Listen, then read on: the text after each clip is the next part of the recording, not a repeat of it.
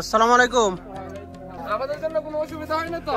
না না না, আপনাদের জন্য কিসের অসুবিধা? আপনারা তো বাংলার রিয়েল হিরো, আপনাদের দেখতে আসলাম।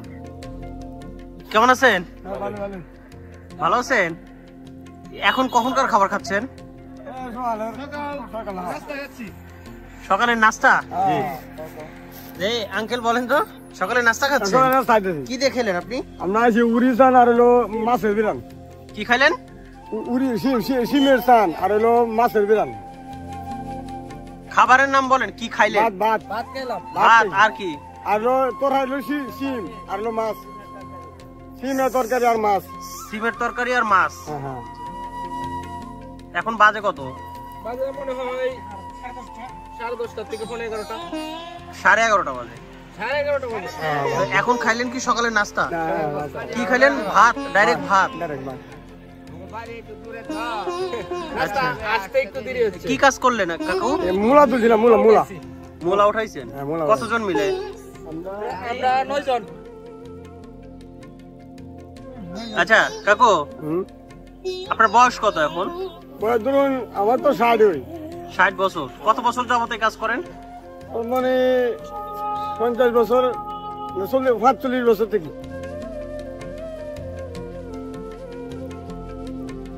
60 বছরে আপনি এরকম স্ট্রং এখনো? মেহনত করিলাম না। হ্যাঁ, মেহনত করে এই যে আপনি সকালবেলা যে এত ভাত খাইলেন এক বাটি করে, এটা কোনো ক্ষতি হয় না তাই না? একটু পর আবার কখন ক্ষুধা লাগবে? আরো মানে দুইটার দিকে আবার ফেরত লাগে টাকা।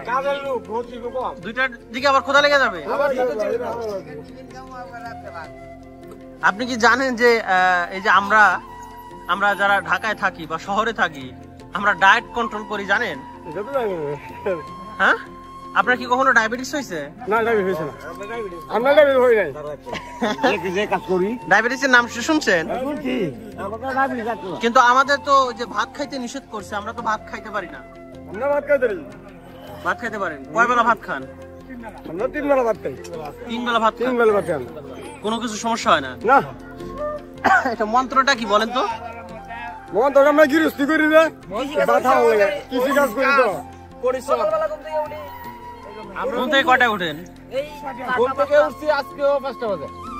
5টা বাজে। তারপরে কাকু সকালবেলা উঠে নামাজ পড়েন? নামাজ পড়ে আয় বলি, নামাজ পড়ে কাজে বের হয়ে যায়? কাজে বের হয়ে যায়।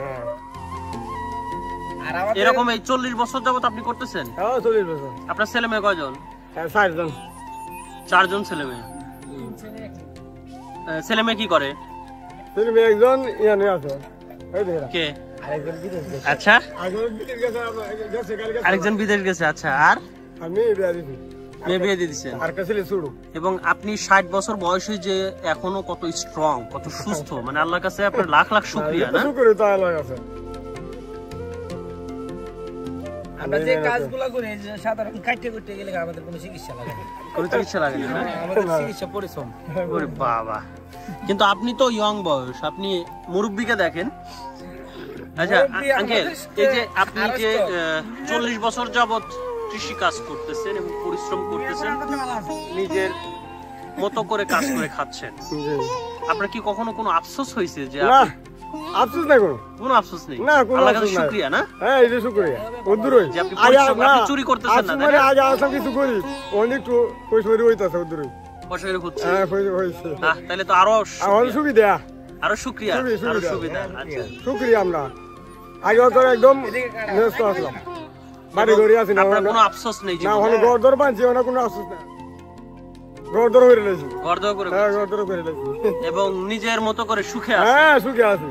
ছেলে মেয়ে নিয়ে কত সুন্দর, এবং এখন পর্যন্ত যে সুস্থ আছেন, এর সুস্থ আছে, আর কোনো কিছু নেই। আল্লাহর কাছে এটাই তো সবচেয়ে বড়। এইটাই বড়। 2 লক্ষ টাকা কামাইছে। এগুলো হলো আপনার ব্যবসা। ব্যবসা ভালো। আচ্ছা আঙ্কেল, তাইলে সব মিলায়া আপনি তো হলো রিয়েল হিরো। রিয়েল হিরো বলতে আপনি মানে কোনো বাজে কোনো কাজ করেন না, আপনি চুরি করেন না, মানুষকে ঠকান না, আপনি যে নিজের শরীরের পরিশ্রম দিয়ে যে আপনি কাজ করে যে খাচ্ছেন, এবং আপনার জীবনে কোনো রকমের কোনো অশান্তি নেই। না, অশান্তি। কাজ করে গিয়ে ঘুমাচ্ছেন, ঘুমাইছি, আবার এসে কাজ করছেন। ঘুমেও ধরে বেশি কাজ করলে, ঘুমোতে খুব ঘুমো, খুব ঘুমায়। শুই তো কাটা হয় তো কাঁটা, তারপরে ঘুমালে ঘুরতে ঘুমিয়ে যায়, শরীরে হালটা হয় না।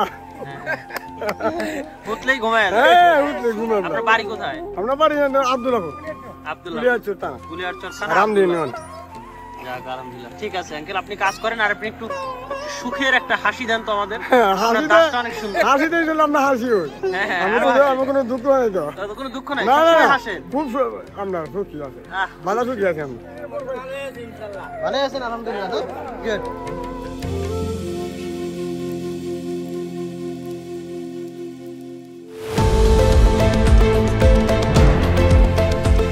দেশের পাশে বিশ্বের সাথে মেট্রো টিভি।